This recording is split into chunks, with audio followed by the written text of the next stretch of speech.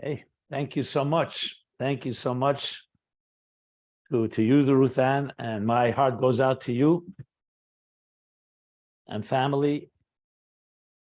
And may this indeed be a true aliyah, elevation for the soul of Miriam, Adina, Bat, Rachel, and David, right? Yeah.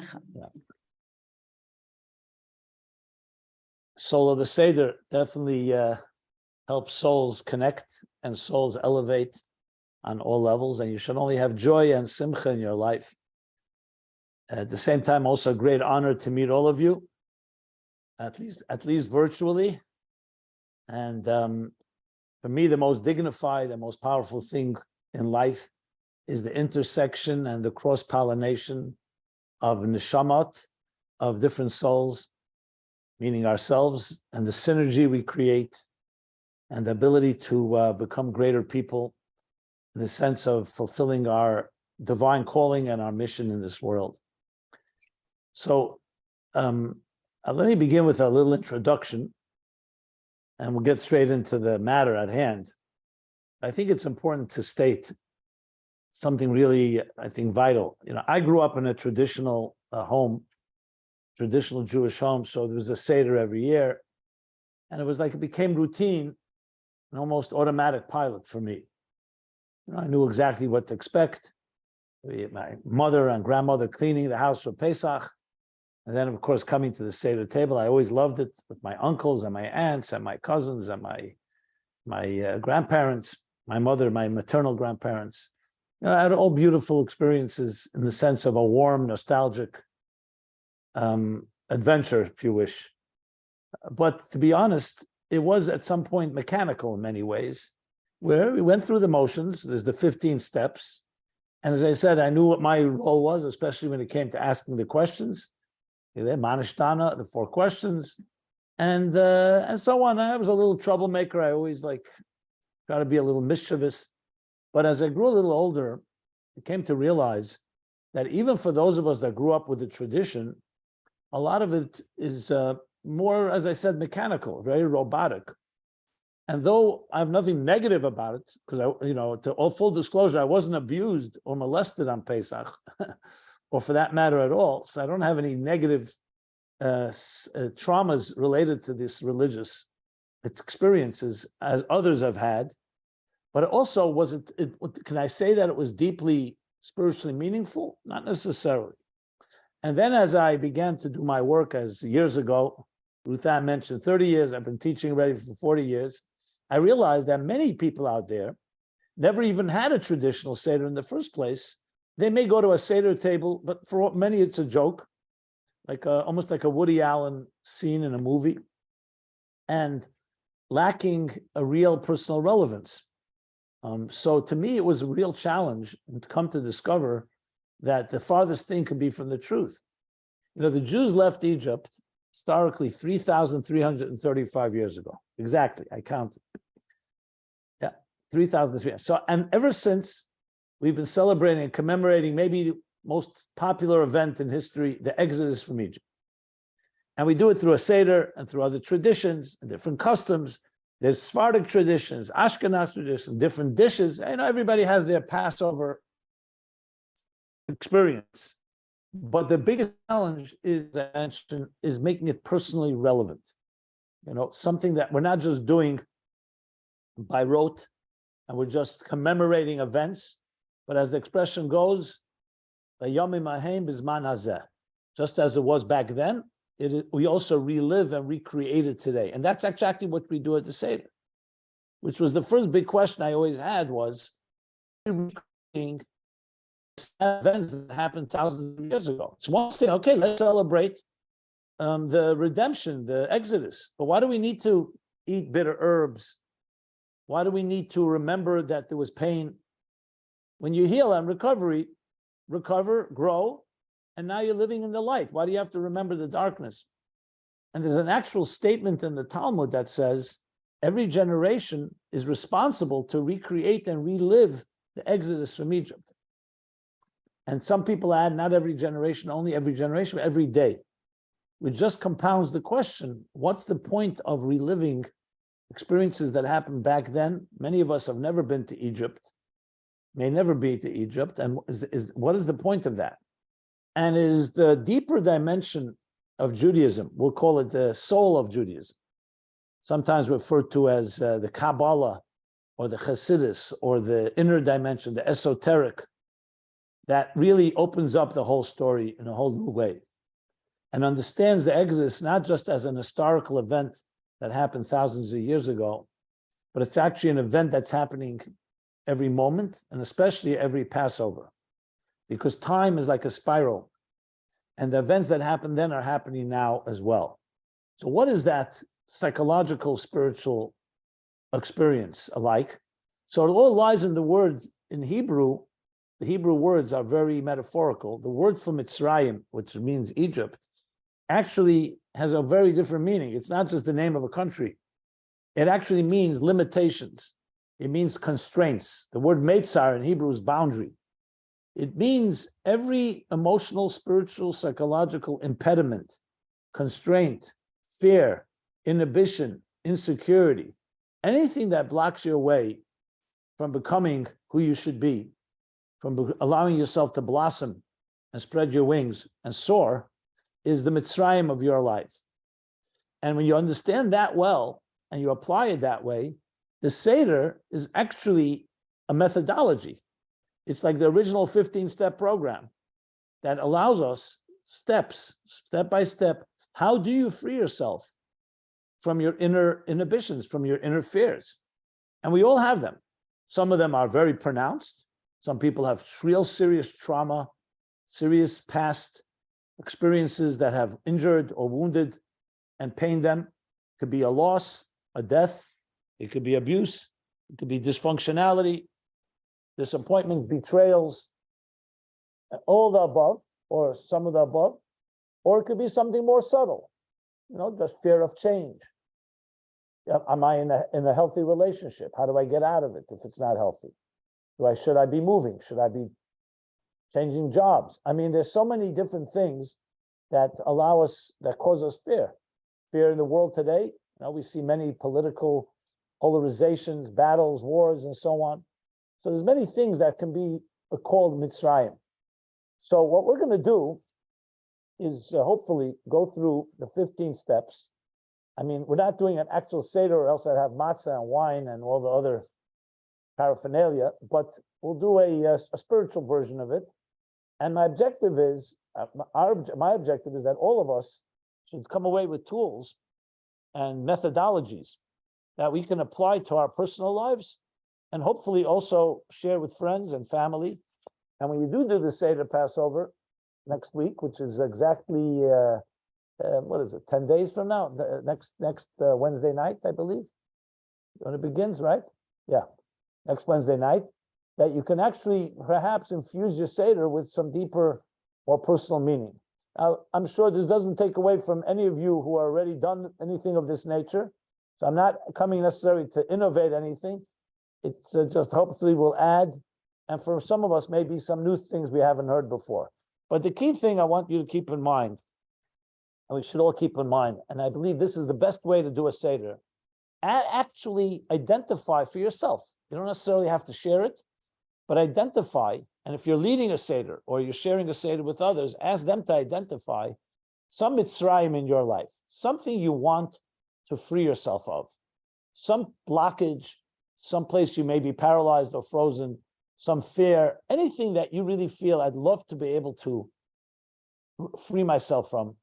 And if you keep focused on that, and the Seder is then a process of actually helping you get there, it'll take on a whole different experience.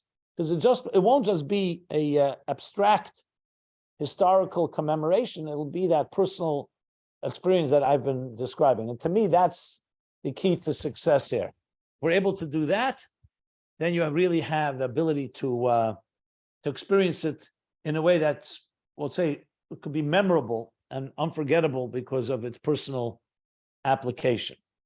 So that's my short little introduction. And with that, if you have the documents that we prepared, you can follow along. If you don't, everything will be self-contained, will be understood, but it may be helpful So I created a few different documents. One is a longer version, which I'm going to follow along. I have it right here, called The Soul of the Seder, 15 Steps to Personal Freedom, which goes through these steps. And I'm going to go step by step, literally. And then also we created two shorter versions that can be like a companion if you want to use it. Print it out. You could have it at your Seder table. It'd be really helpful. And hopefully at the end of this, if any questions come up, you can definitely mark it in the chat or write it down. And I'm sure the moderator here, whoever is running it, will, I'm not sure who it is, so I apologize, I don't have a name, will then hopefully read the questions, and I'll try to address as many as I can. So with that, my friends, again, a great honor to be with you. And let us begin. So I'm looking at this document. So there's an introduction, which I'm not going to read right here, but essentially it's that the Passover Seder allows us to access the special energy. I mentioned before, time is energy, the energy of freedom and transcendence.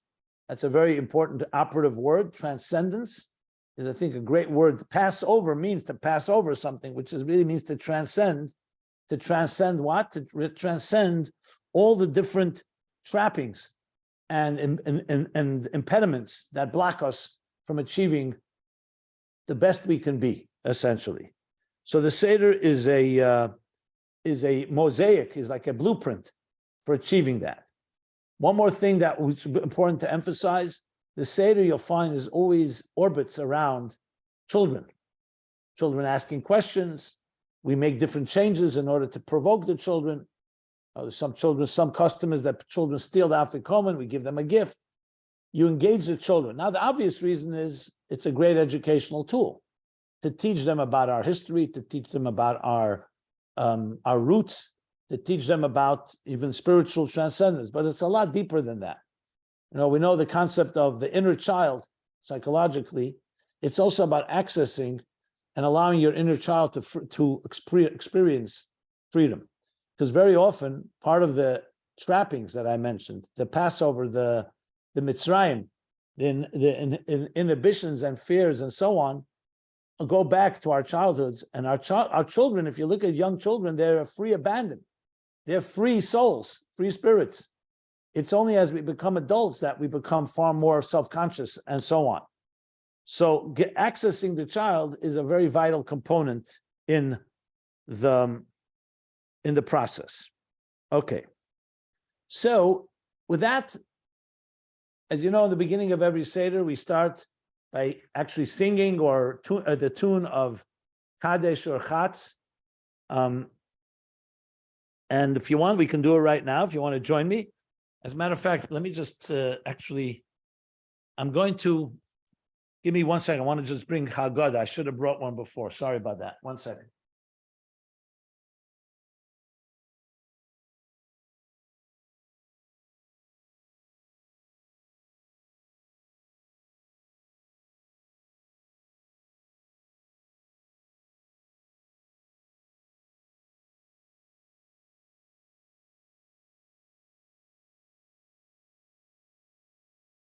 Okay. Apologize. So even if you're on mute, I'll lead the song, but you can feel free to join wherever you may be. So we begin with these are the actual 15 steps in Hebrew. So it goes like this: Kadesh urchatz, karpas yachatz, magid rochza mitzi matza, marar korech, shulchan orech, safan beirach, halel nirtzah. I'll explain each one of them, and but those are the 15, all in Hebrew, and each one is a powerful key, a powerful step, and actually in a progressive way. And each one again is keep focused on whatever it is that is the Mitzrayim, the limitation, the constraint, the fear in your life that you'd like to free yourself of, and we'll see how each step helps us get to that place. So it's somewhat meditative, but meditative is also both cognitive and emotional. But ultimately, we also have actual physical things that we do, whether it's eating the matzah, whether it's dipping, whether it's eating the bitter herbs, drinking the wine.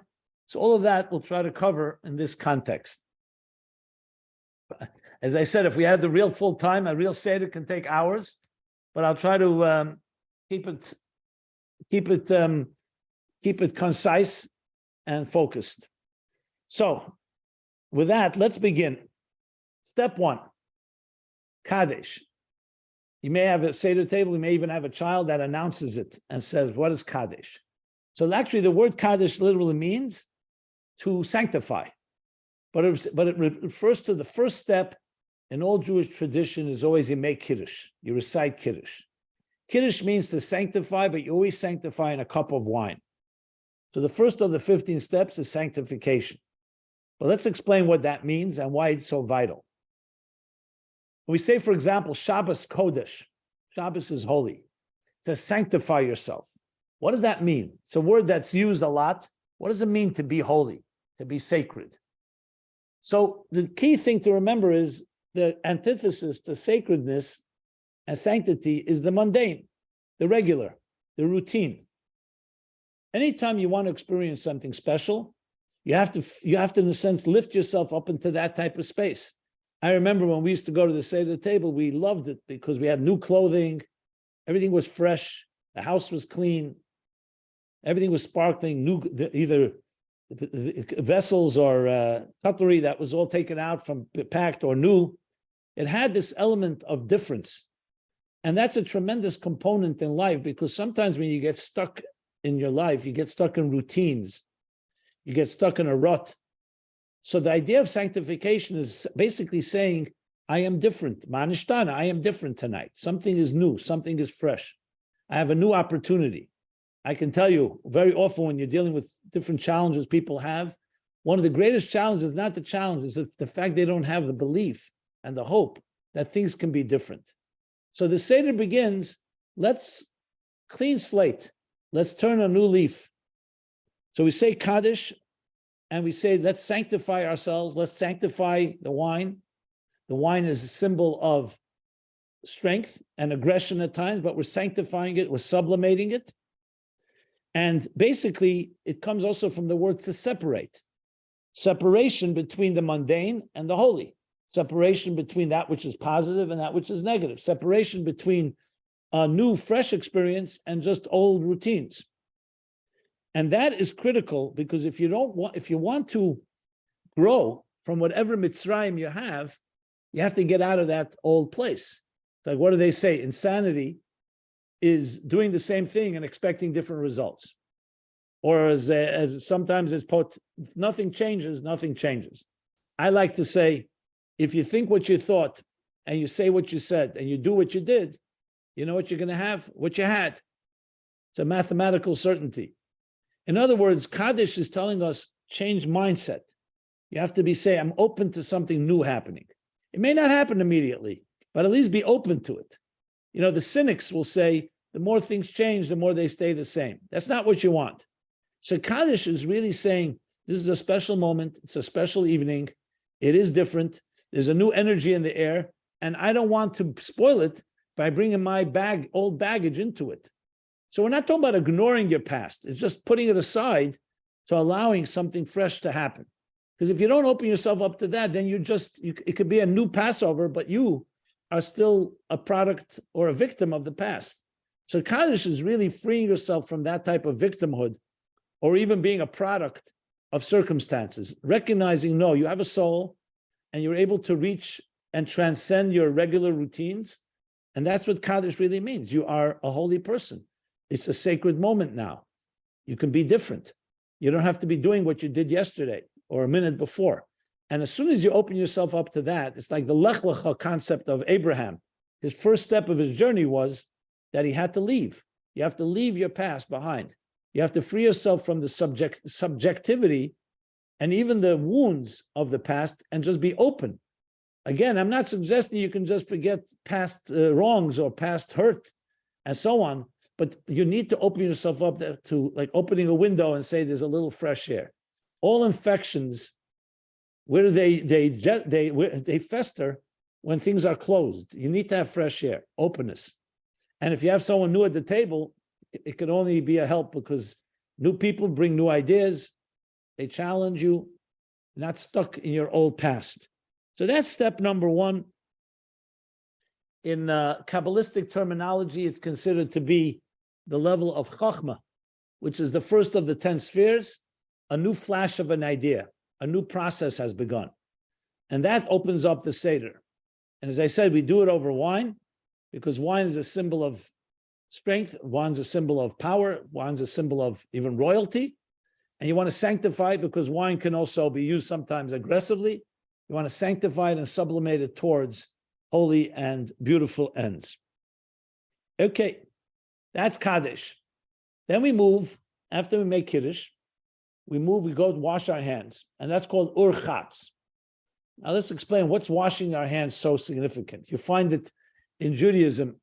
You find when the Kohanim, the priests, would go into serve in the temple, they wash their hands and their legs, their arms and legs, their hands and feet.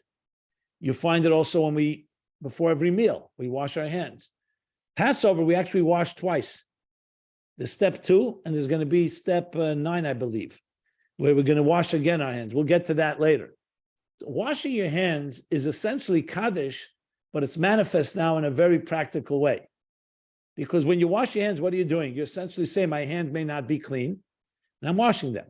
Even if your hands are clean, washing is always a ritual that is like immersing yourself in a mikveh.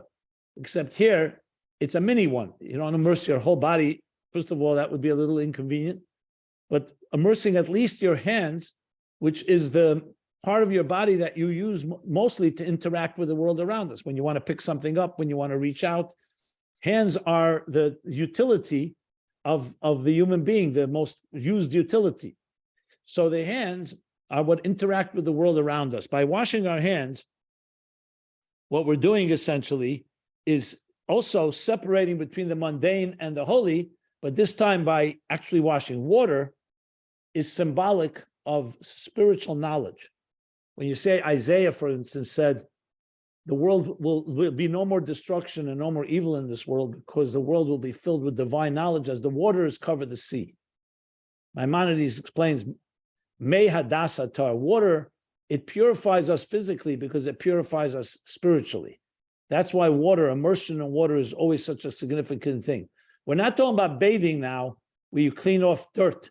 We're talking about more of a spiritual version of immersion because it creates, and that's why we feel when we enter into water, we always feel a certain calm. Remember also 9 months we spent completely submerged in the embryonic fluids in our mother's womb. That's not an accident. That's because in a way our life begins in a very pure way, like fish in water. So that's all symbolized when we wash our hands. We're like trying to regain and revisit and reclaim the pure part of ourselves. And that's what the washing indicates. So in context of the Mitzrayim in our lives, if after Kaddish you have created a certain mindset and heart set where you're ready to move into a more sacred place, sanctifying yourself, so the washing of the hands is actually like saying, whatever my hands were doing yesterday or the day before, that's the past. I am now clean and immersed myself in something which is called, in Hebrew, the word for immersion is tefillah. It sounds like prayer, but tefillah with a vase, a vase. If you're familiar with the Hebrew, I'll explain what it means. It means immersion, taval. We'll soon use it again when we dip in the next step, when we dip the karpas. But it's essentially dipping into water. What does tefillah mean? So some of the mystics explain it comes from the word bittul. If you take tefillah and you reverse the letters, bittul. What is bittul? And bittul is a critical component in Passover. As you'll see in almost all the steps, there's an element of it. Bittul is a hard word to translate.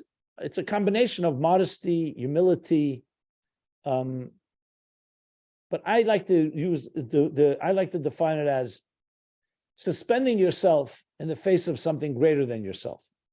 That's what real bittul is. Suspending yourself in the face of something beyond you. Why is that so vital? Because that's what opens you up to new experiences. When a person is arrogant, and I mean arrogant could also be self-contained, where you're so sure of yourself, then usually you're not open to growth. when you're in your comfort zone, that's not really growthful necessarily. It's when you feel that there's more to be gained. It's like a person climbing a mountain and they see the horizons expanding. So then it spurs you on to climb higher. There's a story they tell about one of the Rebbes. His name was the Tzemach Tzedek. He was once playing as a child. He was playing on a ladder with other children, and the other children were afraid to climb to the top of the ladder. He was the only one that climbed to the top. Later, his grandfather, the great Rabbi Shneir Zalman of Liadi, the author of the Tanya, he was noticed them playing. He called over his grandson and said to him, "Tell me, why were you the only child that was not afraid to climb to the top? And the other kids were afraid." He said, "Because the other children," he said, "Zaidi, Grandpa, the other children, when they were climbing, they kept looking down. So they saw how high they were afraid to climb higher. When I was climbing, I kept looking up. I saw how low I was, so it motivated me to climb higher." That's the key to all growth. When you're too comfortable, comfort is a beautiful thing. But when you're too comfortable and you don't have any measure of restlessness or angst, healthy angst, I'm not talking about anxiety, a healthy measure of wonder, of amazement, of looking up and saying, what else is out there? That is the key to growth. And since we're trying to get out of Mitzrayim, we're trying to get out of our limitations, constraints, blocks, the first thing is you need to look up. So bittul is what opens us up to realizing there's more than we know.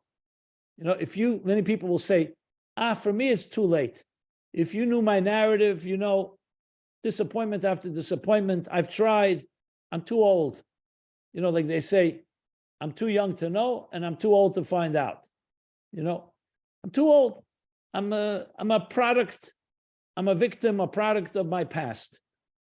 What are you really saying? You're really saying is that you're convinced that you have your narrative figured out. How do you know? If anything that the story of Egypt tells us, we don't know our narrative. Kierkegaard said that we only understand our lives backwards, but we have to live our lives frontwards. We don't know our narrative. We don't know what tomorrow brings. The story is not over until it's over. And essentially, like frames in a film, we are right now in a frame. We know yesterday's frame, but we don't know tomorrow's. The idea of Manishtan, of a night of Passover, is the idea we wash ourselves of the past by recognizing there's a narrative that's still unfolding. And bittul is required, and that's why tefillah, we're submerging ourselves. We're immersing ourselves in something beyond ourselves. That's the significance of washing our hands and essentially creating a transition from a past to a future, a much brighter future. And just as it happened when the exodus of Egypt, situations seemed quite hopeless, frankly. They were enslaved by a nation that was very powerful. There was no way to escape. There was nowhere to run. And you could get given up hope. The story ends. We ultimately get out of that godforsaken place. And this has happened time and again in Jewish history. As we refer to when we read the Haggadah, that in every generation we've had our oppression. And what happened? The narrative continued. So never ever write yourself off. There's always that opening. And that's why bittul is such a key piece. As we'll see, it plays itself out in quite a few of the 15 steps in different ways. Okay, so we've done Kaddish, we've done Urchatz, wash our hands, we don't make a blessing, because we're not eating bread right now, we're not eating matzah. The next step is karpas. Karpas is a word which is somewhat Aramaic. Basically, it means a vegetable. And there's different reasons it's called that, a vegetable. Some people take a little piece of potato, some parsley, some onion. But the key thing is to dip it in salt water. This is the first time we dip. So what's the significance of dipping a vegetable? Something that has to be something that grows from the ground, not a fruit, it has to be a vegetable. What's the significance of taking that we say bora pri hadama, which means the fruit of the ground, of the earth, and dipping it into salt water? So the answer is because everything that grows from the ground symbolizes the physical world. think of the human being. What does the Bible tell us? That God took earth from the ground, and then he infused and shaped it into a body, and then it breathed into it the breath of life. That's the neshama. Neshama comes from the word neshima, breath. It means the breath of the divine breath breathed into this piece of clay that came from the earth, and now we have a living being. So when we take something, a vegetable, something from the Adama, which comes from the word Adam, from the earth, and you don't want it to remain physical, you want it to be sublimated, as I said, like a mikveh. So you dip it in, bittul, you're taking the physical and dipping it into what? Into salt water. Salt water is symbolic of water, but especially salt water of like the sea, of ocean, like teardrops. Tears are salty because that gives life. Dry land on its own remains stationary, remains static. And by dipping it into salt water, we're basically taking the physical and saying the physical part of our lives is meant to be sublimated, meant to be secondary, meant to be sanctified by the spirit of our emotions. And that's what water represents. Again, water. So we had water in step 2. We washed our hands. Now we're taking salt water and we're dipping the physical object of Adama, which symbolizes everything in our lives that is physical. Now, why is it so relevant to Mitzrayim, to getting out of Mitzrayim? Is because salt is a cleanser.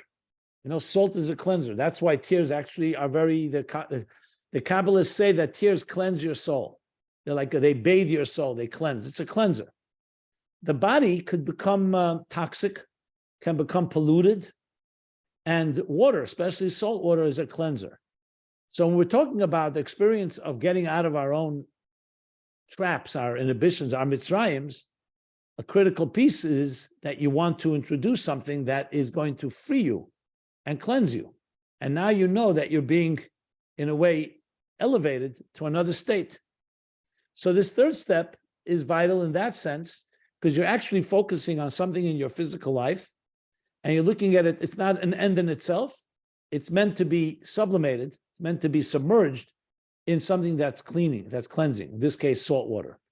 And we make the blessing, Bara Priya Adama, the one who's created the fruit of the earth, and we're using it for something that is something transcendent.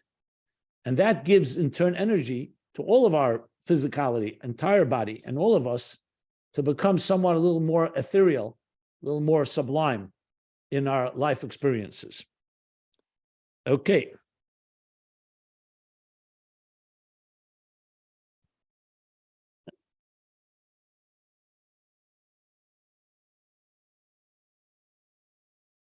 So now we're ready to move to step 4. Before I go to step 4, let me elaborate a bit more about what we've done so far and how we move forward to the next steps. We live in a material world, and very often the illusion is that this is the primary part of our lives, like some people say, we are physical beings, and from time to time we have a spiritual experience. What Passover teaches is actually the other way around. We're spiritual beings that are having a physical experience. Now, why is this so crucial? A different way of looking at it.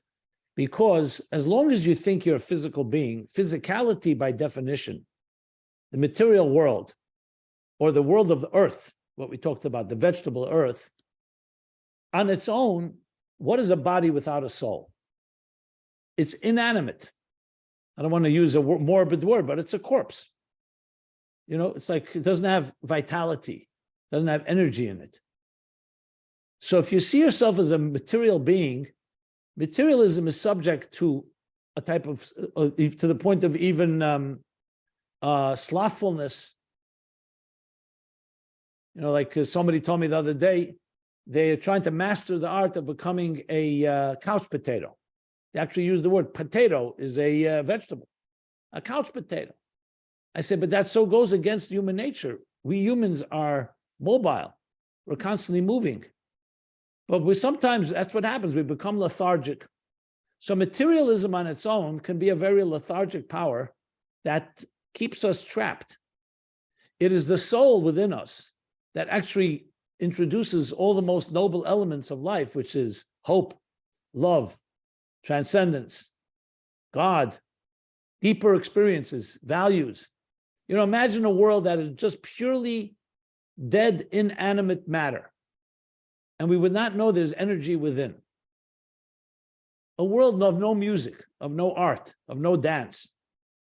So very often the traps of Mitzrayim in our lives become so much difficult to break because we feel we're identified by them. And what again is matter? Matter is also mortal. It's subject to deterioration, age, and essentially, ultimately, everything that is made of matter ultimately will perish. The soul, on the other hand, doesn't die. A soul doesn't age. A soul is spirit, and spirit is not subject to the same effects of the elements. So the idea of sublimating the physical of our lives and experiencing and recognizing that is the spirituality of our lives, that's the dominant force, and the physical is just a vehicle, is critical in all forms of freedom. Think of the ship. Should be following where the captain tells it to go, not the captain follows the ship. Our bodies are vehicles. They're instruments. The instrument shouldn't be telling the soul what to do. The soul should be telling the instrument what to do. A hammer doesn't tell your hand what to do. Your hand tells the hammer what to do. So essentially, the entire Passover experience that we've so far been talking about, and it's only going to become more intense as we go, is all about this shift. Instead of seeing the physical as dominant and the soul as being beyond, seeing the soul as dominant and the physical be sublimated into the soul's experience. So we've gone through Kadesh, Urchatz, Karpas. And that leads us now to step number 4. So step number 4 is Yachatz. Yachatz literally means to break, to split. What are we splitting? The matzah. So let's go now to, for a moment, a little backtrack a bit to the Seder plate.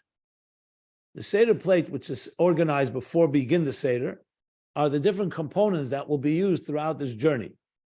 So now I want to refer to them, because till now, we have here, and I'll point out each one. Karpas, for instance, step number 3 that we went through. I went through Kadesh, Urchatz, Karpas. Was taking the onion or the potato, which lies on the Seder plate. But another part of the Seder plate, fundamental part, are the matzahs, the 3 matzahs. So just to a little elaborate on a matzah, which is going to become so critical in the whole Seder, a matzah is essentially flour and water that's not allowed to rise. It has no yeast, and you make sure within 18 minutes it's baked, and you don't allow it to rise. Unleavened bread. And actually, anything that is leavened is prohibited on Passover. The question is why? So I want to elaborate a bit on this because it's relevant to this 4th step, as later as well when we talk about eating the matzah. So the reason for it is, there's technical reasons, but the spiritual and psychological reason is because matzah represents humility, bittul, and bread represents ego. That's why the inflated bread, it's inflated, the inflated ego. As a matter of fact, if you're familiar with the Hebrew, chametz and matzah are the 2 opposites here. Chametz refers to leavened bread that is prohibited on Passover. Matzah refers to the unleavened bread, which is the mitzvah to eat on Passover. In Hebrew, both those words actually consist of 3 letters that are almost equal. The mem and the tzaddik in matzah, there's a mem and tzaddik in chametz. Mem tzaddik. The last 2 letters in chametz is the first 2 letters of matzah. The 3rd letter, the hey, I'll actually draw it, if I have a piece of paper here. Let me see if I have something I can draw it on. I want to show it to you. It's interesting. Yeah, we'll do it right here. So let me show you to you in Hebrew. These are the Hebrew letters. Here we go. 1 second, please.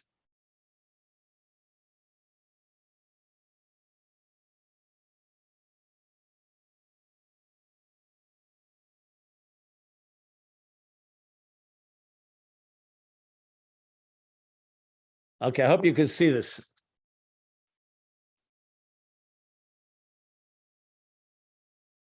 I'm not sure if you could see it or not. But anyway, the top is chametz.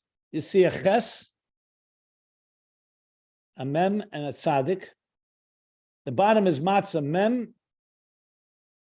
Let me do it right here. Mem, tzaddik, hey. If you see these two letters right here, these two are the same as these two. Mem and tzaddik. The difference is only one letter. This letter, ches, in the chametz, and hey in the matzah. If you look at ches and hey, they both consist of three legs. One is like a roof, and a right leg and a left leg. In the hay, it's also three legs, but the third leg is a space here, a space between the third leg and the top roof. Okay, that's just some technical part of it. So really, chametz and matzah are made up of the same components. They're both made of flour and water. They both have the same three letters. The only difference is the space of bittul. In the ches, it's a closed box. It's a closed three lines. In the hay, there's an opening to the left. I'll just show it to you in the pure letters. Ches, hey. So if you look, the ches and the hay, same three, the ches and the hay, but the difference is this space right here. Space is explained by the Kabbalists and the mystics, explained as being the space of bittul, like a spout that allows the air out. Ches, everything is self-contained. That's the difference between an inflated entity and one that has a puncture or hole or opening. Imagine a kettle that's boiling but doesn't have a spout to release. So the difference basically is matzah is the bread of humility and chametz is the bread of arrogance. On Passover, bread is not a bad thing the rest of the year, because the rest of the year we learn how to sublimate our egos. So matzah essentially is the food of humility. That's why it's called lechem oini, the food of the impoverished. But really it means humility. And here you see how bittul comes into play now in the very matzah that we eat. So what's the idea of breaking the matzah then? In step number 4, the breaking of the matzah. So technically, the breaking of the matzah is in order to put aside the larger part that will be eaten later in step number 12, when we eat the afikomen. And the smaller part is eaten throughout the meal or whenever you want to eat it. But the concept of breaking the matzah is bittul within bittul. Why do you break something?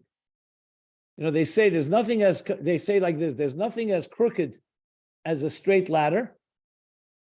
There's nothing as false as a white lie. And there's nothing as pure, as complete as a broken heart. There's something about being broken, and I mean not broken, not God forbid in any negative way. I don't mean through loss or tragedy or trauma, but there's a certain being broken feeling that you're not complete. So the breaking of the matzah is a form of experiencing, recognizing I'm not complete and I need more. And that breaking of the matzah, taking humility and recognizing at the same time also feeling a certain element of breakage, that is step number 4. Opening up us psychologically that, as I mentioned before, that there's more to achieve.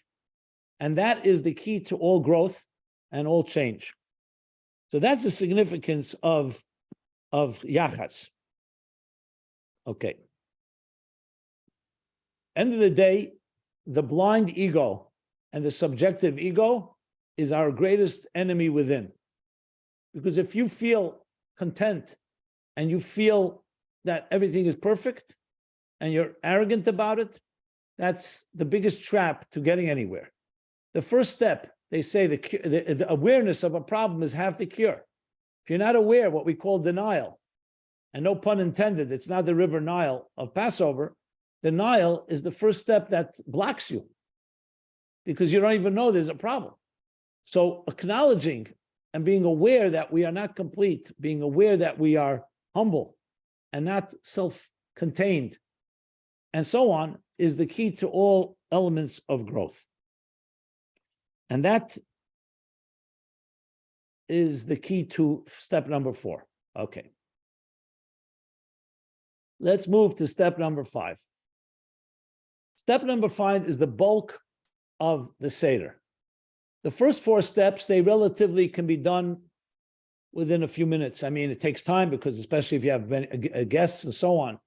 But each step itself, you make Kiddush, you wash your hands, the karpas, the dipping, the blessing, and then yachatz, breaking the matzah. Magid, which means to relate. Magid is with the name of the Haggadah, comes from the word Magid, because the bulk of the Seder is to tell the story. Magid, to tell the story. And this, of course, is how we begin when we ask the children to say Manishtana. Or if there are no children at the table, we all say the Manishtana, the 4 questions. So the Magid is essentially a narrative. If you really think about it, it's communication. That's what it is.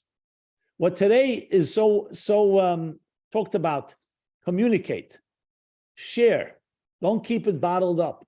The very essence of therapy, the very essence of asking for help, the very essence of relationships is communication. Now, why this shouldn't be a given, I'm not sure. But from the first day when the Jews left Egypt, they always knew communication was the key to freedom. Question is why? And put it more bluntly, why in the form of questions and answers?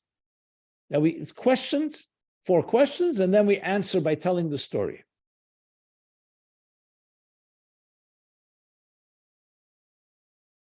So the answer can be best found when you think in terms of, look at what's the ultimate symbol of freedom? Look at totalitarian regimes. What's the first thing, before there was the concept of free countries, free speech, and democracies and so on, who controlled and how did they control? Tyrants, despots, all the fascist, totalitarian regimes. What was the first thing they did when they took control? They want to control the information flow. The airwaves, the newspapers. Freedom of speech is very dangerous because you don't want dissent. You don't want anyone disagreeing with you. So whenever you hear a country establishes a Bureau of Truth and Information, you can rest assured it's neither true nor information. Why do you need a bureau? But that's called mind control. That's how you control people. So what's the ultimate symbol of freedom? The ability to ask questions, to challenge, to communicate, to share my feelings. The same thing psychologically. To use a harsh expression, but I'll use it just to drive the point home. And they say the silence was worse than the rape. The silence was worse than the crime. The cover-up is worse than the initial crime. Because it's one thing to be hurt, one thing to be violated. That's terrible, no question. But it's even worse when you silence the victim and say nothing happened. You're not allowed to talk about it. Nothing happened. Because then you're invalidating their natural feeling of hurt. You're not even letting me cry out. You're not letting me express myself. That's much worse than the crime itself. That's because then there's no hope. At least, okay, a person is hurt. They cry out for help and someone comes to help them. You're not even allowing me to, you're not even acknowledging that I've been hurt. So in many ways, it's really the symbol of ultimate freedom, the ability that you have the dignity and you have the right to speak. No one can silence you. Pesach, by the way, even though it means on one hand, Passover, to jump over to Passover, in some books it says, Pesach made up of 2 words, Pesach, a mouth that speaks. And that's why Magid, the story, we tell the story, we speak up. But we don't just speak, we ask questions. We challenge, we want to know why. And questions are encouraged. They're not just tolerated, they're encouraged. And we encourage our children to ask questions because silence and being silenced is not the way of freedom. Judaism was always about dialogue, always about communication. Look at the Talmud. Everyone's always arguing with love. But this one says something, the other one says, no, that's not the meaning. And I heard the opposite. And then they bring argument, counter-argument, counter-argument, all in the name of trying to find crystal clarity. So it's the process of true growth is the ability to encourage our children to ask questions. Now, obviously, there's healthy skepticism and unhealthy skepticism. An unhealthy skepticism is someone who's just using questions as an excuse, as excuses to justify their position. Not really ready, they're not open to hear an answer. But healthy skepticism is the ability to, I'm curious, I want to know. And frankly, that's the key to also freeing ourselves from any of our past traumas. You challenge the situation. You're not going to be silenced. You speak up, you're curious, you want to see there's another approach. You're not trapped by people saying, no, this is the only way to go. It's not the only way. I'm going to communicate. So all that is part of the Magid experience.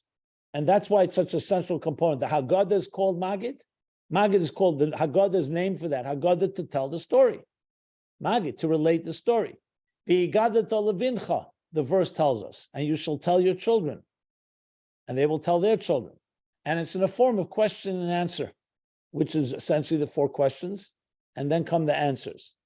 So in that sense, freedom is ultimately expressed through communication, the ability to speak, which also allows us the freedom to ask for advice, the freedom to find different approaches to things. That's why the Talmud tells us, the verse says that when you're anxious, speak up.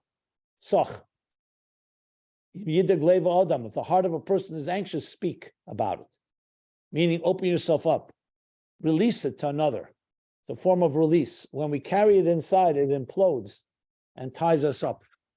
So the next section, which is, as I said, the bulk of the Haggadah, is all the Magid, which is freeing us from being stuck in one space, asking questions, and allowing us to get out of all the forms of oppression, challenging Mitzrayim of our lives, challenging the oppressive forces. Yeah. As I write here, the first and most critical element in achieving redemption is awareness that we are in prison. As long as we convince ourselves that our constraints are normal and healthy, we cannot even begin freeing ourselves. So we tell the story, our story. By relating and recreating the story, we recognize the limits of our personal struggles and challenges. And once we define the parameters of our own internal exile, then and only then can we start the process of redemption. So if you go through the Haggadah now, as I said, a big part of it is this Magid. And as a matter of fact, it even says you can continue telling the story as long as you like. I mean, at some point, people are going to get hungry. They'll want to eat the meal. But the truth is, communication, when done properly, and this is a place where you encourage everyone at the table to speak up. I don't want to call it group therapy, but it is a form of healing to be able to communicate, share, and so on, everyone on their terms. And I think it's maybe, as I said, the most beautiful part of it, because it's allowing you to breathe, allowing you to express, allowing you to be validated in your, and freed to be validated in your story is being validated. Okay. So we covered 1/3, the first 5. I'm not going to move to step 6. Step 6.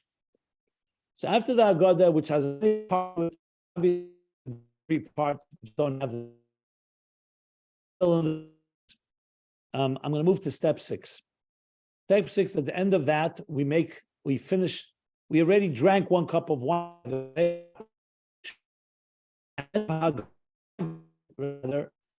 Drink cup number 2. Okay. We drink cup number 2. After cup, we then go to step 6, to the second. This time we're washing our hands on a higher level. Once you've experienced the sanctification of Kaddish, and the washing the hands of and dipping the vegetable, the material into the spirit, into the water, and the breaking of the matzah, the bittul, and the Magid communicating the story, to higher level washing. This washing to eat matzah, not just to break the matzah, but to eat the matzah. So the next step is called rochza. So we've reached a new sublime level, and just as we washed at the beginning, the first stage, in step number 2, we're now in step number 6, washing, and now this now that lead us to then, as I said, lead us to eating the matzah. Now, of course, in sublimating our material into matter into spirit, there are many levels. So this level of rochza is a higher level of that sublimation. Suffice it with that. I don't know if we have to go into more detail on that, but I think of it like climbing that ladder I mentioned, of always reaching higher level of washing our hands. Again, it's a awareness and a cognition of understanding that we are climbing and we're constantly reaching higher levels of spiritual cleansing and so on. So that leads us to step number 7. Step number 7. Okay. The truth is, steps 7 and 8 go hand in hand, but they're considered 2 steps. They're called moitzi, matzah. So moitzi is literally we make 2 blessings. A blessing on hamoitzi as we do on bread throughout the year, but now it's on the bread of the matzah. And then we make a special blessing on matzah itself because matzah is different. So you have 2 blessings that are made. So moitzi matzah. After we wash our hands, we're now going to do the first time. Well, we did eat vegetable, and we did drink wine, but this is the first time we're going to eat an edible. That's not a vegetable, matzah. Essentially, we're going to internalize humility, lack of a better way of putting it, by eating it. But here's the key thing. The verse says, in the Bible, it says that not on bread alone does man live, but on the spark of the divine that's within the bread. When a person makes a blessing on bread, what they're doing is releasing the spiritual spark. So just as the nutrients of the bread will nourish you, the spiritual spark within the bread will nourish your soul. And the goal is to use that strength that you get from it for positive ends. So we say, Baruch atah Hashem Elokeinu melech haolam, hamoitzi lechem min haaretz. Blessed is God, King of the universe, who draws bread out of the ground. Now you say, 1 second, human beings, farmers draw bread out of the ground. Yeah, they do the technical part. But who gave the power to the earth to produce bread, to produce grain, which was converted to bread? That is the divine power that's within it, the spark. So when we make the blessing, essentially we're like acknowledging and becoming aware of the spark, which again tells us that material world is not an end in itself.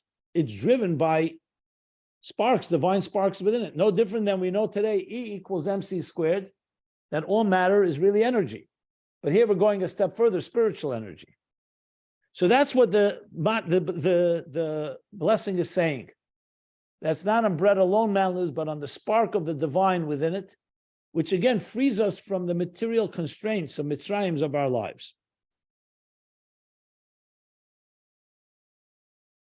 Lechem, by the way, also means to battle, from the word milchama.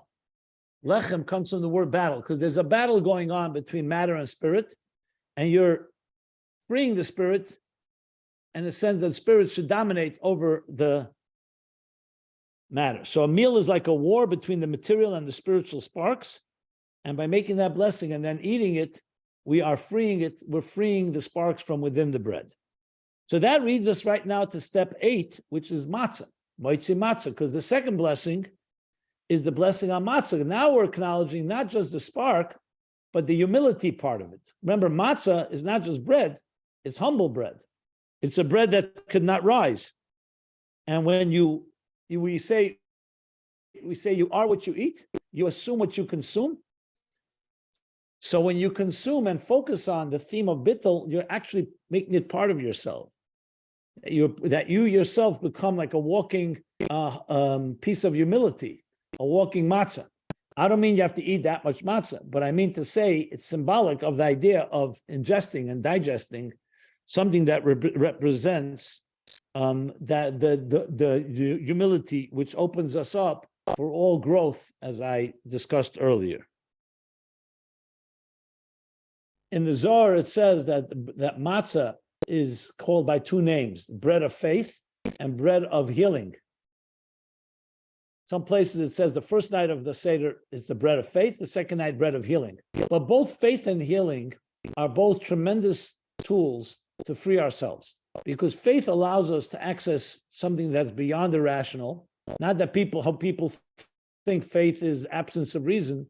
Faith is actually beyond reason, super rational.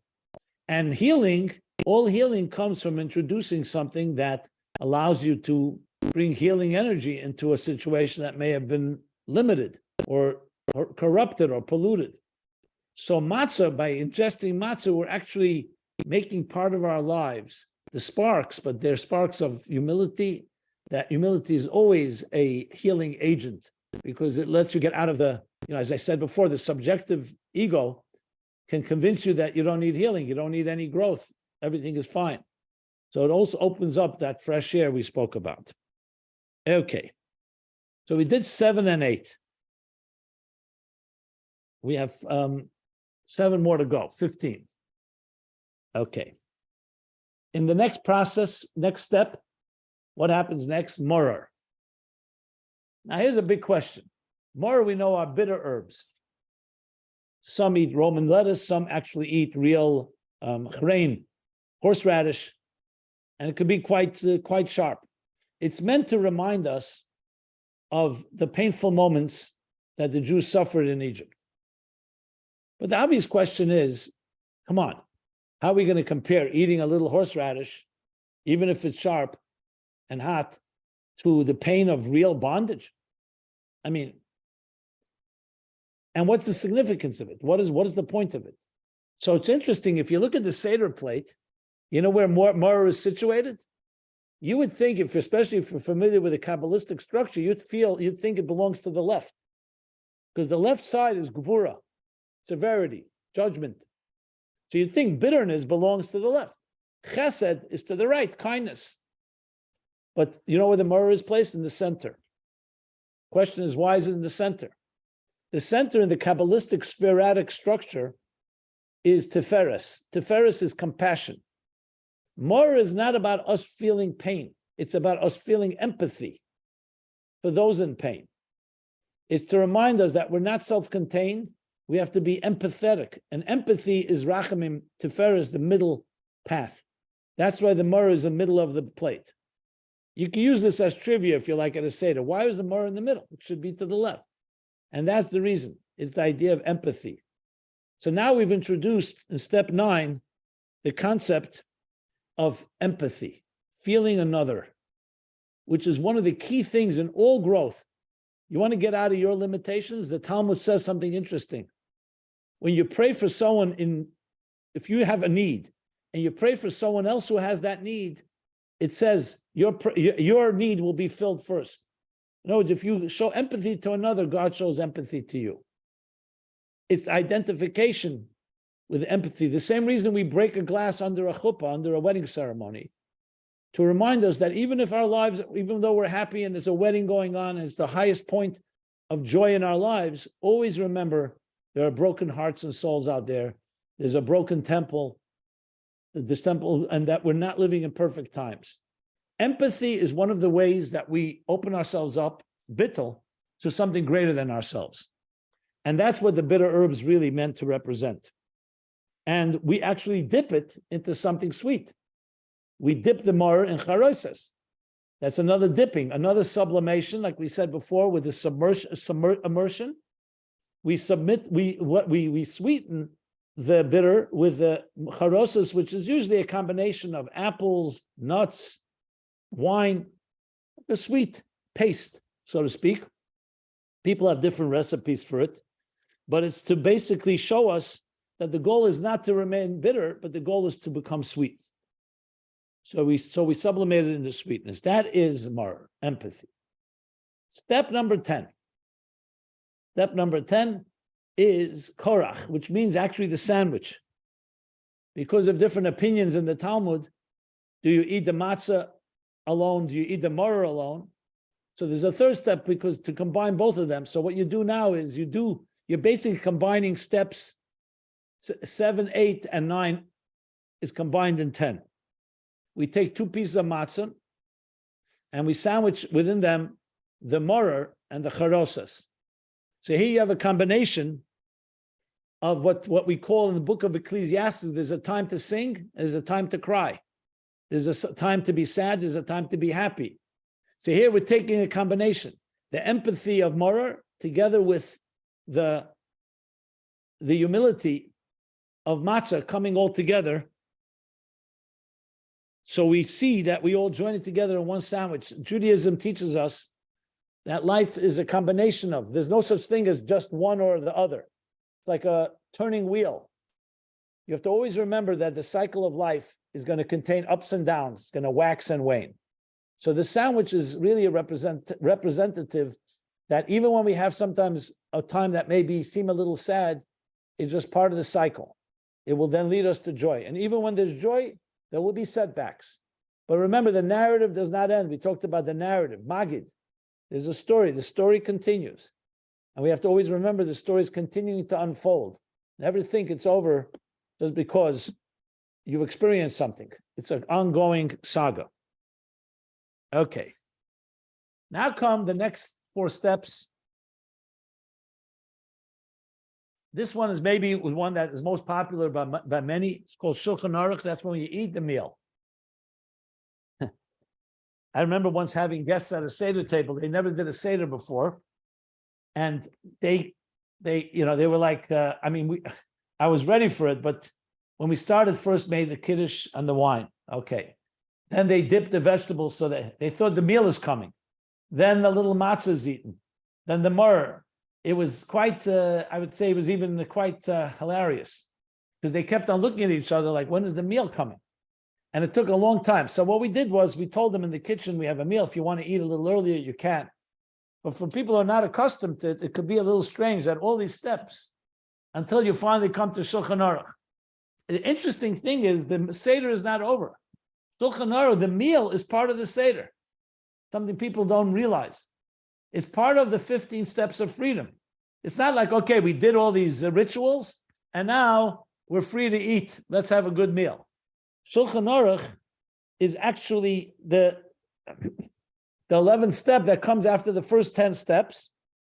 Shulchan Aruch literally means a set table, because at the end of the day, Judaism is not just about meditation and emotional exercises and prayers and even rituals. It's about ultimately living your life, eating a meal, but now the meal is infused with all these kavanas, with all these intentions, with all these higher states of transcendence that we've discussed. So the meal itself is elevated to another level. It's not like we're coming back down and okay, now let's eat like we always ate. It's a holy meal. It's a sacred meal. It's a meal of Passover. It's a Passover meal. As a matter of fact, we have to, the table is actually compared to an altar, like an offering a meal. So the meal is also part of the experience, because whatever we experience, we want to bring back into our regular routine, including a regular meal, like the Passover meal. So it's not just we have found a way to free ourselves from our limits and constraints, Mitzrayim, but we're also bringing it back into that regular world by elevating our meal to another level. Okay. Now, the meal, of course, you can have conversation, you can sing, celebrate, talk about these themes, and really develop it even further. So let's now go to the last 3 steps that come after the meal. The end of the meal is concluded with eating the afikomen. In step 2, we talked of step 3, in step 4 rather, we talked about breaking the matzah. So now that part of the matzah that was broken is now consumed, and it's called the afikomen, or we call it safon. So here we're talking now.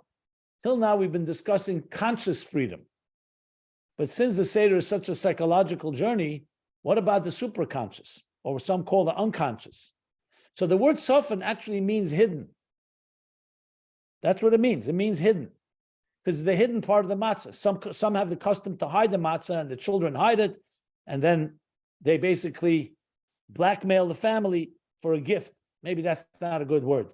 They basically, for a reward, they'll give you back the matzah. But that's a custom. The main thing is that it's called soften. It's because it's hidden, because now you're dealing with, after these first 11 steps, now you're able to somewhat begin to cleanse and clear out even the toxins that may be embedded in our subconscious or unconscious. And that's what this soften is. So it's matzah, but it's a higher level matzah. It's not the matzah we ate till now. It's a matzah that has a certain hidden dimension. In Kabbalistic terminology, chokhmah, we talked before about chokhmah, consciousness originates in the supraconscious.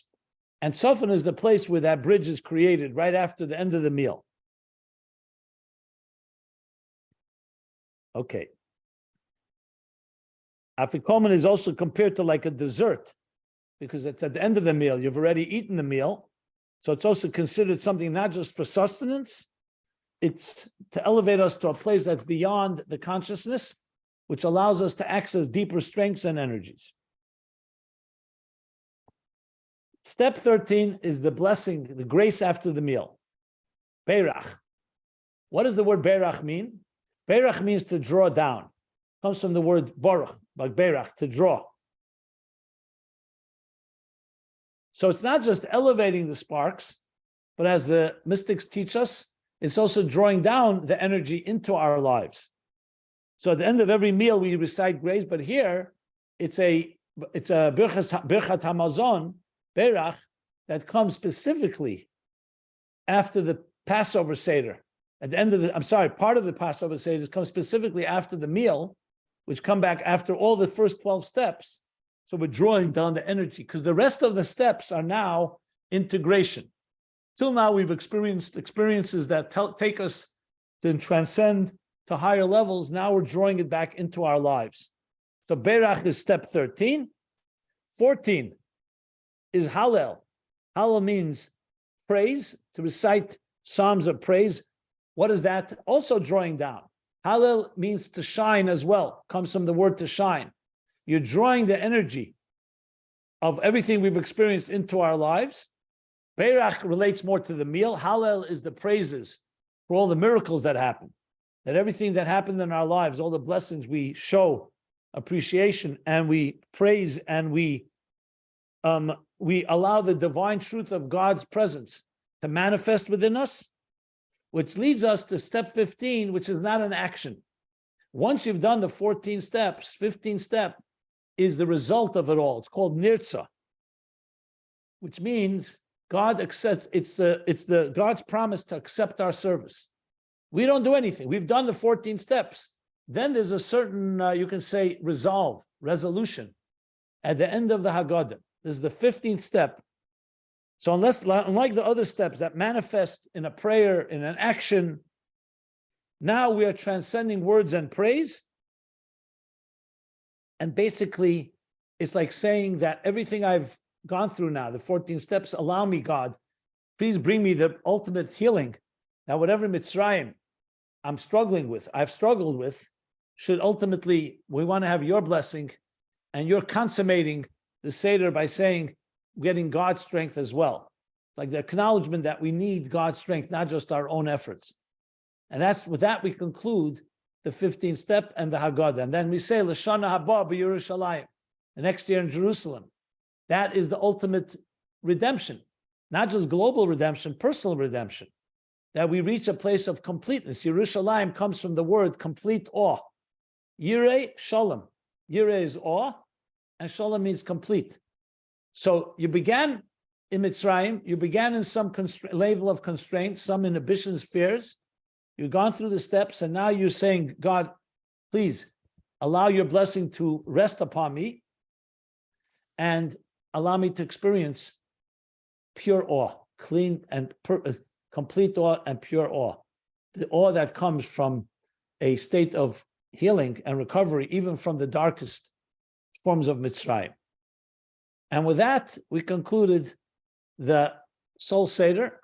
at least the best of my ability to sum it up in this fashion. I feel somewhat inadequate because there's so much more to say, but I wanted to also keep in our time constraints and give you enough material to be able to develop further. Like we always say, this is just the main building blocks, but then you can develop it into a whole further engagement and, more importantly, customize it and tailor it. So with that, I will stop here and maybe take some questions. And I thank you for listening. I feel very enriched myself by going through these steps. And I find it every time quite fascinating and quite refreshing. So so I will stop right now and I'll be happy to take some questions and then say some concluding remarks. It may take us a few minutes to gather our thoughts. That was so exquisite and so expanding. Thank you, Rabbi. I hope it wasn't overwhelming. It was, of course it was. and so we have 10 days to prepare and a whole couple of Seders, hopefully. So one of the questions is, might you expand further on the concept of bittul? Sure. It always brings up the story I like to tell. Maybe some of you may have heard it from me or from others. It's a very good way to capture it.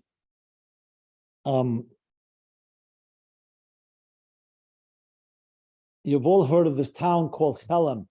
In Poland, there was a small town called Chelem.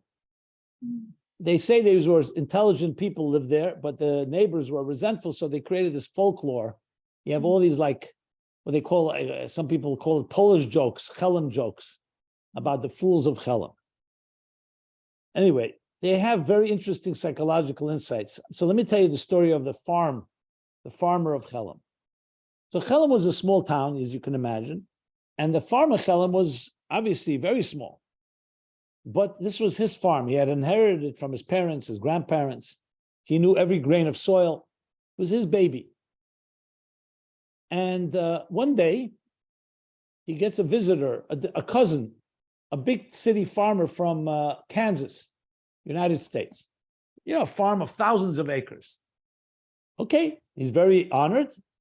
And he shows his American cousin, the American farmer, he shows him around, gives him a royal tour of his Chelem farm. Fine. They sit down to dinner, and the Chelem farmer says to this cousin, he says, "What do you think about my farm here?" So he says, "It's nice and cute, but it's so tiny." The Chelem farmer is taken aback. Like he's insulted. "What do you mean so tiny?" He says, "How big is your farm back in Kansas that you say my farm is tiny?"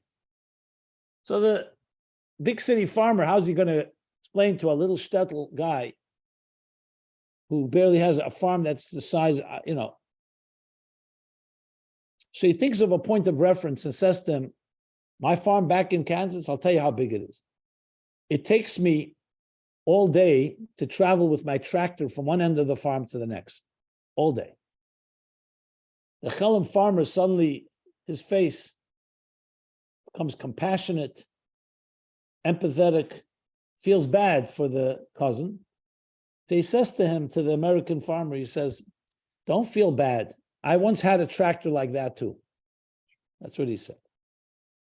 In other words, he couldn't even fathom that size of a farm. So he tells him it's taking all day to travel. So it reminded him of an old shmata jalopy that he once had that also took him all day to crank up, to go from here to here.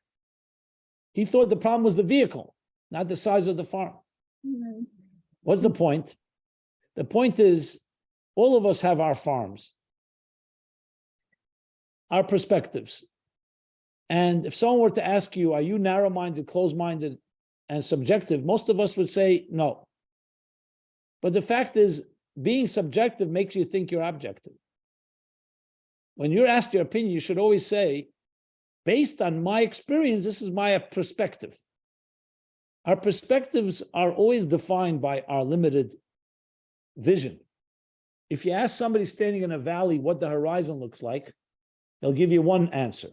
Someone standing on a plateau, they'll give you a different answer. Someone standing 10 feet up on a mountain, a third answer. And someone standing on the top of Mount Everest, they'll give you a fourth answer. And they're all true. It depends what perspective. So bittul is the idea of recognizing that there's always another perspective that may be broader that you have not yet achieved. Another point I want to make, and then I'll stop for more questions. Bittul is also the key to all growth. Everything that goes through any type of growth, any metamorphosis, needs to go through bittul. A caterpillar goes into chrysalis, cocoon to become a butterfly. A mother will have birth pangs to give birth to a beautiful child. A seed has to rot in the ground in order to blossom into a flower or a tree. We all have creativity is a child of frustration. The more the creativity, the more the frustration that precedes it. Because to change from one state to another, you need to shed one layer of skin to get to another layer of skin. It's one of the key secrets to growth. But we don't want to get out of our comfort zone. We want to stay where we are, and we still want change. Bittul essentially is the healthy recognition that you need to go through a certain transition, a certain vacuum, to be able to experience a new state of consciousness. I could elaborate more, but I think that may help. Thank you. We're gonna juggle between the chat and anyone who puts up their hands. Susan Freiban, can you unmute and offer your question? Sure. I'm wondering what role does the songs that are traditionally sung during the course of the Seder play in all of this that you've mentioned, and why aren't they included as one of the steps? That's a great question. As a matter of fact, if I had the time, I love to sing. I was going to sing a few songs, to be honest, but time is limited here. Song takes time. It's a great question. I will tell you, it's beyond the steps because every step should have song. Because the truth is, song is actually considered to be soul transportation. The Kiddush is with a song, Manishtana is with a song, the prayers are said with songs, the Haggadah should be said with a song. So I see the songs as almost like a undercurrent that really accompanies the whole Seder. The whole Seder should be done with songs. And each of us have different songs. I grew up with certain songs, beautiful songs. Vihisha Amda has a beautiful, there's so many songs. So I neglected to mention, and I'm glad you brought it up. I should have mentioned it. Songs is a vital component because it really allows you to experience everything. We all know when we sing, it's just a transcendent experience, song itself. So I would say the whole Seder is just one long song, many different songs. Later in the seventh day of Passover, we actually have the Song of the Sea. So there'll be a song, but that's another discussion.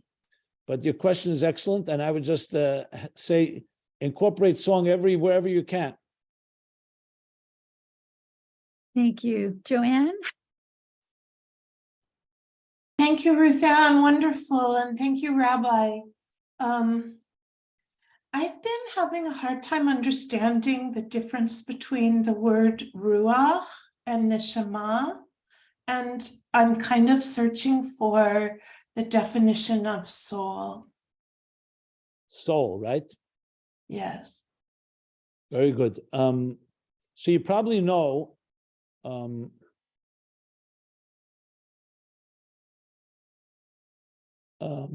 that there are 5 names or 5 levels of the soul. I'll spell them out and I'll tell you the distinction. The names are, neshama is the word used, the most general name. We use it in the Bible when it says, I mentioned before, God breathed his breath into the human being, and that's the soul, neshama, similar to neshima. That's the general word. But then we're told the neshama has 5 names, 5 levels. Nefesh, ruach, neshama, chaya, yechida. If any of you have my book on 60 days, I don't know if you've seen the book Spiritual Guide to the High Holidays. I have a whole explanation what they are. But also on our website, if you go to meaningfullife.com and just look up 5 levels of the soul, you'll have a pretty good explanation. I'll briefly explain. Nefesh is the soul, the biological part of the soul that gives life to the body. Think of it like the electricity of the soul. Ruach is the emotional dimension. Now, you could have biological life, but you don't have an emotional experience, love, awe, so on. Neshama is the cognitive, the intellectual part of the soul's functions. Those are the first three, the conscious. Chaya is the transcendent soul, the transcendent dimension of experiencing something beyond us. And Yechida is the oneness, that sense where you completely belong, where you're in the zone, subject and object dissolve into each other as one. Total oneness. I mean, I'm being brief, but that's the significance of these. Now, English translation, Ruach means spirit, Neshama means soul. But what does that, I mean, just semantics. But when you understand it as biological, emotional, intellectual, transcendent, and unity, oneness, those are the 5 dimensions. And I refer again to meaningfullife.com. You'll find more information on this. Thank you. Sure. One person is asking about the 3rd and the 4th cups of wine. Right. All right. I didn't mention that. So the first cup we drank Kiddush, the second cup right before we go wash, end of Magid. The 3rd cup is drunk right after Berach, after we bench. Berach, which is step number 11, 12, 13. And by step 15, at the end of the Haggadah, we do the 4th cup. The 4 cups represent the 4 expressions of freedom. And again, I refer you, if you go to meaningfullife.com and look up Seder, you'll find explanation of the 4 cups of wine, the 3 matzahs, why 3, why 4, many other things that I didn't really have the time to discuss. I'll also mention, if I may, I also did a few years ago a musical Seder. I had a cantor, a singer, who sang, and I explained each step with the musical melodies that what you referred to before. You could find that all on our Passover section at meaningfullife.com. Easy to find. Just go to I've just added your website again to the chat. Thank you. Yeah, meaningfullife.com/Passover. You should find all the a lot of resources on this. Passover. But don't be limited to Passover because it's a world of wealth that. Yeah, absolutely. I'm just mentioning the context of Passover. I should mention, by the way, as well, those of you not familiar, the Omer book. Ruth Ann, you know that book. It's 49 days. You can go also to meaningfullife.com/Omer. It's a very good book, and we have a free app and emails. It's a 49-day step journey that takes us from the Seder into the next 49 days of character development and personal refinement. Thank you. Go ahead with the questions. Yeah. We have an interesting question about the use of the word bittul as nullification when something, for example, a small amount of milk falls into a meat pot that becomes bittul. Is that the same sense of things? A very good question. Very good question. Bittul in Hebrew can also mean nullifying. The thing is, in halacha, in Jewish law, bittul is usually used in the way you just said. Like, for example, if a piece of meat falls into a vat, into a pot of milk, or a little milk in a pot of meat, does that ultimately cause it to be not kosher? So there's the concept of nullification, that if it's only 1 part in 60, it could be nullified. So that's bittul in the terms of nullifying. It's much more, I would say, much more like quantity and physical.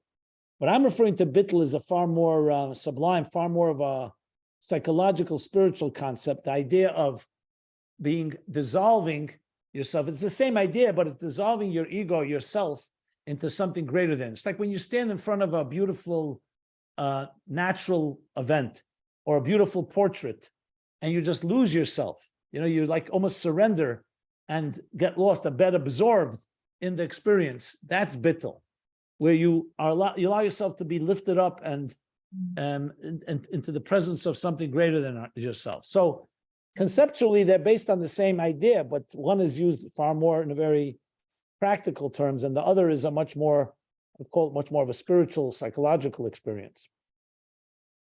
Beautiful. But that's the connection, yeah. A question about welcoming Elijah and asking him to pour out his wrath on the nations. How do we do that in this perspective?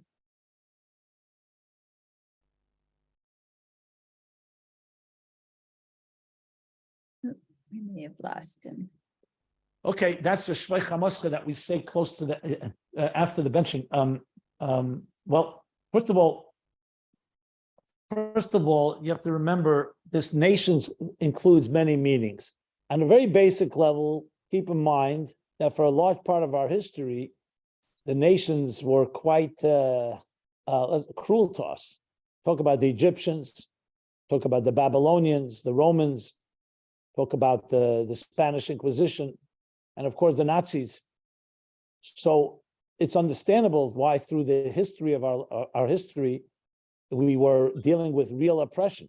When these Seders were being held, we weren't in freedom like we're living today. Under the gun, people had to do a Seder secretly. They couldn't even do a Seder publicly or in any way because they could be arrested and killed just for the element of essentially atoning for and a type of retribution against the nations that literally almost completely destroyed us.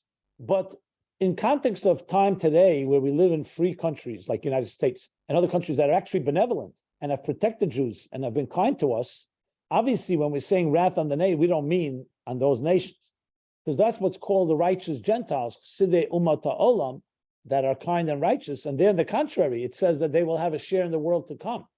And we pray for them. So nations, you have to understand, either literally nations that were oppressive and regimes like the fascist regimes or the Nazi regimes of the past, or like Haman, who wanted to kill all the Jews and so on, or it means it figuratively against evil forces in the world. Whatever forces are evil that are oppressing other people, we say to God to protect us and to take his wrath on those nations. So I would look at it more like the wrath on those that are inhumane, the inhumane nations or the inhumane people who are in any way behaving and perpetrating atrocities on other human beings. And unfortunately, there are still too many examples of those. Yeah, and we all pray for the day that it'll be completely eliminated. So one final question, although there can never be an end to our questions. Sure. In gathering our loved ones, any sensibility, wisdom about how we infuse some of this brilliance into those who may feel a resistance to stretching their wings a little bit? Can you repeat that again? Why would it be? The question comes up that those of us here are quite enthusiastic about all these incredible teachings, and those who join us at our tables are not always open to that. So do we just find another setting? Day 2, we only invite those people open to... No.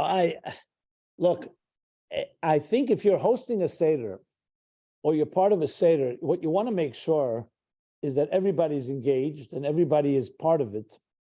I wouldn't lay anything heavy if some people are there that are just not going to appreciate it. You know, for some people, a Seder has always been a joke. It's been like just a funny thing. It's like almost meaningless.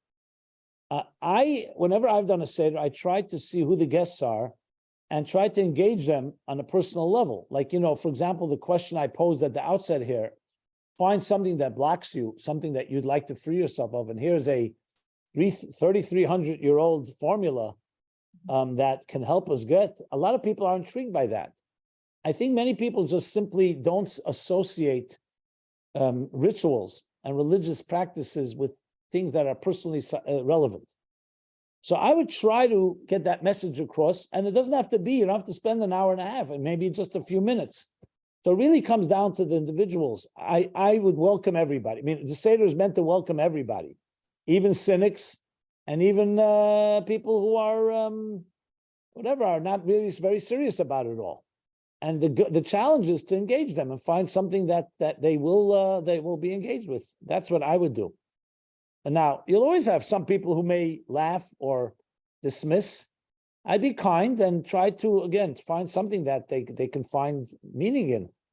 But it's a lot, the host, I think, is key here, because the way you introduce it, if you welcome everybody in that sense into a conversation, if they want to even bring their cynicism, let them do that. So let's address that in the Magid communication part.